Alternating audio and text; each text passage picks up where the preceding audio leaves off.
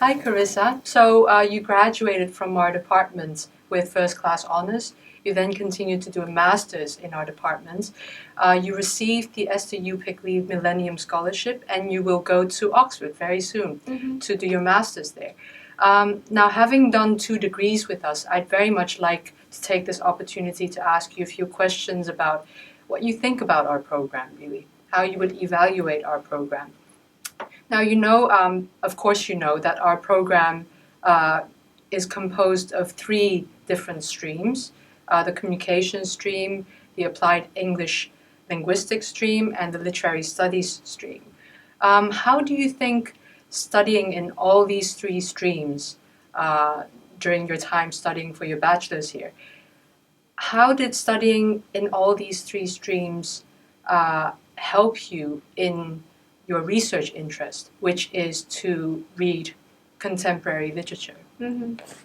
Well, first of all, for communications, I think it really formed a very strong foundation for any work that we do as an English major going forward, including writing essays. So we learned about how to formulate a good thesis statement and how to organize our essays, as well as how to do citations. And these are all very essential skills for doing academic writing. And so that was very important. And the other component to communications is oral presentation skills. And throughout our bachelor degree, we had to do a lot of presentations as well. So it's very important in your first year to develop those skills and to build up a good habit of writing in a proper style and speaking in front of an audience. So I think communications for me formed a good foundation for me to continue my studies as in year 2, year 3. And for applied linguistics, my preference is for literary studies. So linguistics has not so much to do with my research interest, but I did benefit a lot from those compulsory courses that I took, and I did become more aware of how sentences are formed and the structure of a sentence, the structure of a word, and how small things can affect the meaning in very significant ways. And so when reading literature, having that kind of awareness is helpful when you try to analyze a certain sentence, a certain word. The choice of word, the choice of syntax and everything contributes to a more a richer understanding of the text. As for the third part, the third stream, literary studies, it's really my favorite part of being an English major, to read all these literatures. And at first I was more drawn to post-colonial literature because in my secondary school years when I was studying English literature, a lot of the literatures that I read were canonical texts written by British writers or American writers. But then when I took the introductory course, the Introduction to World Literature in English, I got to read a lot more different texts by writers from other countries, including South Africa, including India. And these texts were very refreshing for me because they enable a different perspective, and you get to experience different cultures and being in the shoes of different people from radically different cultures. So I really enjoyed reading, for example, novels by Coetzee, and I was attracted to the kind of style of writing by post-colonial writers who are very willing to challenge the norms because they're writing against a dominant Western tradition, which they think,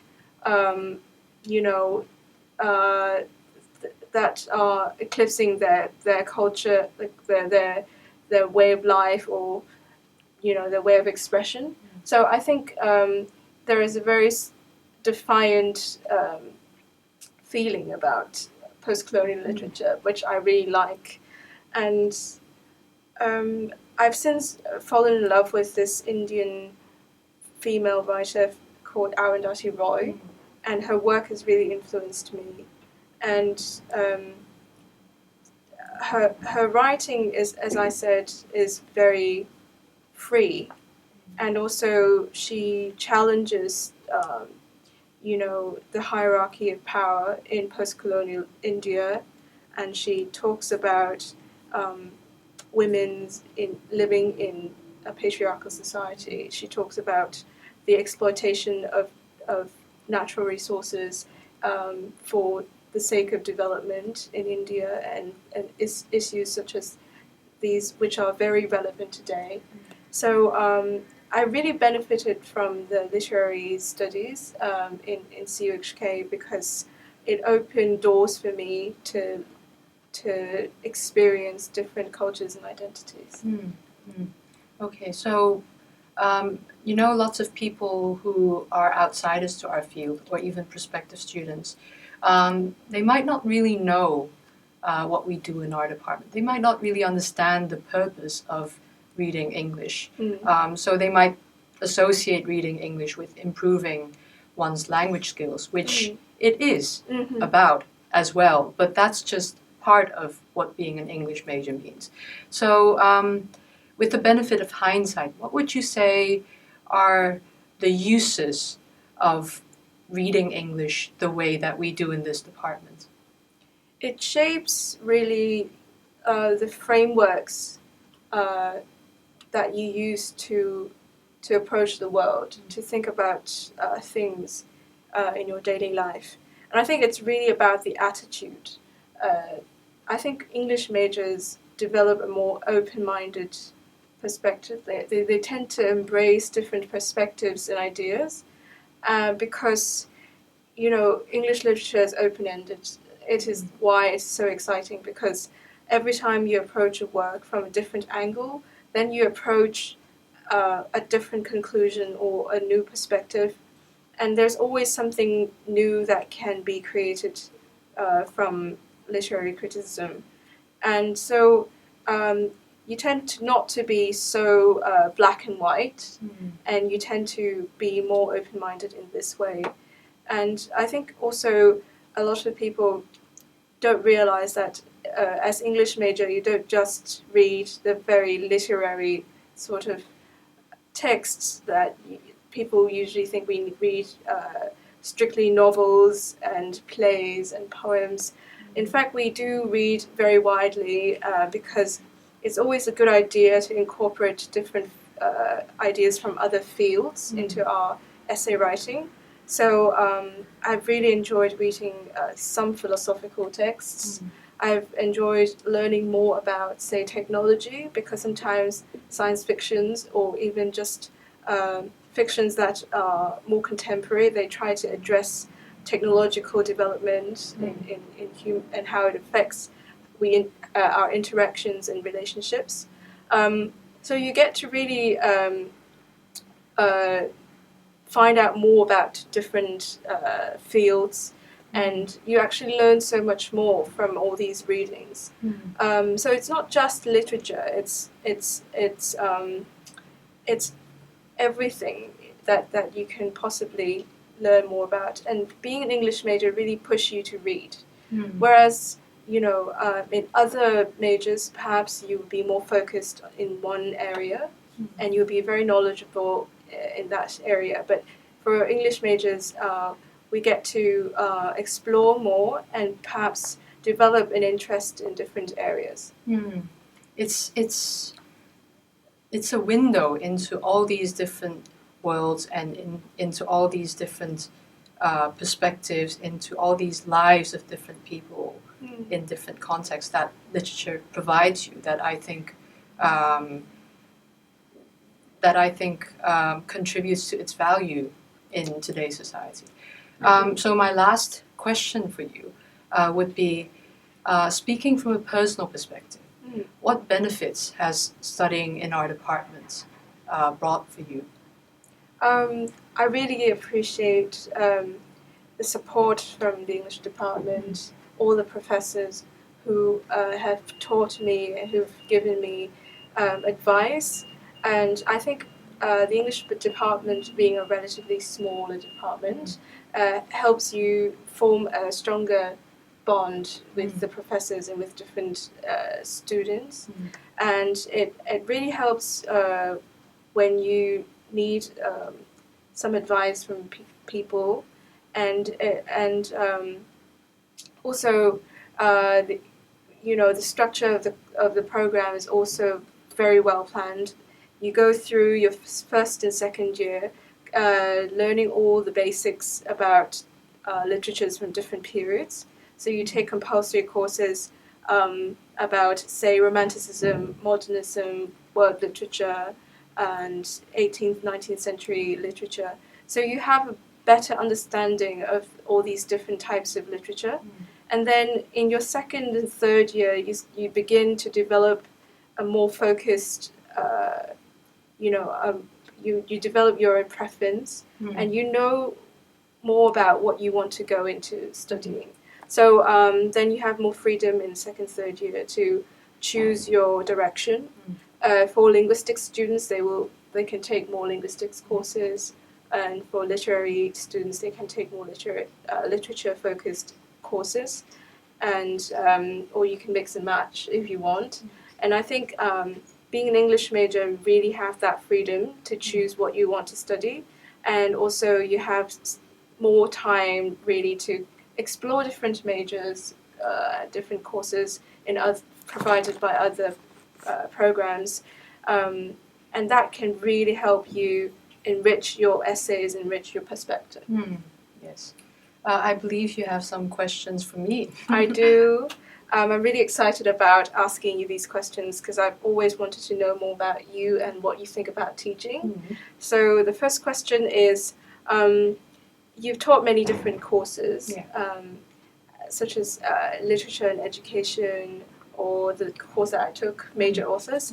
So I want to know which course that you enjoyed teaching the most. So the course that really stands out in my mind is literature and education. The idea for this course was suggested to me by the former head of the department, David Parker, because he put so much importance on education, and he was such a great educator himself. So he said to me during one of our many lunches together, he said, why don't you create a course that looks at education from a literary perspective? And so I did. And at first, I didn't really know what the aim of this course was going to be, but it started to evolve as I started to design the course. And then I discovered that it was becoming almost autobiographical, because I was using the course to really explore some of the thoughts that I've been having about the education system here in Hong Kong. And it was becoming a course like that for my students as well, because one of the aims of the course became to really reflect on why we do what we do in education.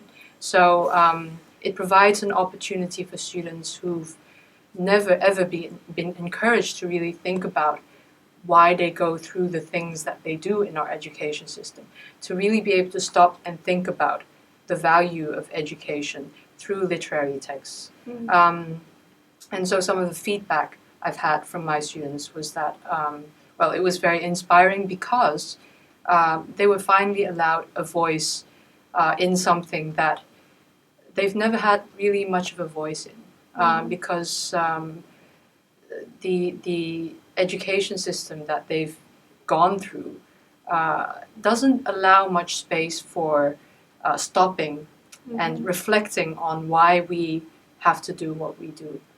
Doesn't really allow much reflection on the identity of being a student, for instance. And some of these students that I've had, they will continue on to be teachers. Now, this course is not on the methodology of teaching, but I think it's very valuable for these students especially to think about what kind of teachers they want to become. And again, there may not be a lot of space for that within very narrow curricula about what kind of teacher you want to become. And that's a very personal question, and it's a question that through literary work, through reading literary works, we explore. So I try to kind of force them to develop their own voice in these matters. So because of that, I think this course really stands out in my mind as one of the most valuable courses that I've taught for me as well as for my students. But then a different way of answering your question would be to think about the students that I've had and think about which students I feel the closest to. In my first year of teaching here, I taught a communications course actually. And as you know, in the communications courses, we have very small classes of just 10 to 12 students. And so you develop this very close relationship with each other and with your students. So, and you develop this relationship with them at a crucial point in their development. It's their first year of studies here. So you guide them along. And so this group of students, I taught them in their first year, and then I kind of tracked their progress as they advanced through their bachelor's degree with us. And now I'm still in touch with some of them. And that's the batch of students I feel the closest to, because I was there from the very beginning with them. So if I ever have the chance to teach a communications course again, I would love it. Yeah. I have a second question Yeah. for you, and that is, you grade a lot of papers. Yeah. And I wonder, what are the more important criteria that you think students ought to meet when they do their essays? Yeah. Apart from the basic criteria of good English, grammatical English, and logically structured English with a logical train of thought running through the whole essay. So apart from those basics that you learn about in the communications courses, what I want is to be pleasantly surprised when I read an essay. So I want to read what a student has to say about a literary work, not what he or she thinks I want to see, or not what he or she has absorbed from existing literary critics on those particular literary works. I want to know a bit more about what that student thinks about that work, his or her particular take on that work. And this is difficult because, again, our students may have come from a background in secondary school education where they were not encouraged to develop their own perspective. But what I would say to them is grasp this opportunity again to have your voice heard, your opinion heard on what you think about a particular literary text, and pleasantly surprise your teachers. Write something new for them so that when they read it, they think, I've never looked at that work in this way before. So that's what I look for in an excellent essay. Yes. I agree that that's what makes everything interesting and exciting, and that's why you want to go into teaching English literature, and I want to go on studying English literature, is that, a piece of work has, in store for us so many surprises, and you're yet to find out about these surprises until you go back and back. You approach the work again and again. Yeah, that's why we read the same works over and over again, and that's another answer we can give to people who wonder what we do in our fields. This is why we read the same works over and over again, because they are able, they will always be able to surprise us, because all of us in our different contexts, with our different perspectives, will have something different to say about an existing literary work. Thank you, Carissa. Thank you. Bye-bye.